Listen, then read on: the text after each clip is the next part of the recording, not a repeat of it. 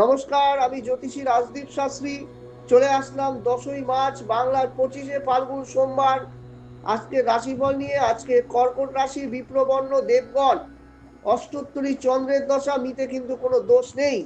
আজকের আকাশমণ্ডলীতে যে গ্রহ অবস্থান রয়েছে সেই সাপেক্ষে মেষ, বৃষ, মিথুন, কর্কট, সিংহ, কন্যা, তুলা, বৃশ্চিক, ধনু, মকর, কুম্ভ, মীন, এই 12টি রাশির কার কেমন যাবে সেই বিষয় নিয়ে আলোচনা করছি। প্রথমেই আসি মেষ, কিন্তু দুশ্চিন্তা মুক্ত হবেন, পারিবারিক জীবন কিন্তু শুভ যাবে। বৃষ, সুখ সম্ভব বৃদ্ধি পাবে। মিথুন, প্রণয় যোগ লক্ষ্য করা যাচ্ছে। কর্কট, দ্রব্য ক্ষতি বা ব্যবসায় ক্ষতি লক্ষ্য করা যাচ্ছে। সিংহ, হঠাৎ প্রাপ্তি যোগ। কন্যা, উদার পীড়ার যোগ লক্ষ্য করা যাচ্ছে। তুলা, দাম্পত্য কলহ চলবে। বৃশ্চিক, সুনাম বৃদ্ধি পাবে। ধনু, রক্তচাপে কষ্ট পাবেন। মকর, হৃদরোগের বা হৃদয় রোগের কোনো সম্ভাবনা রয়েছে।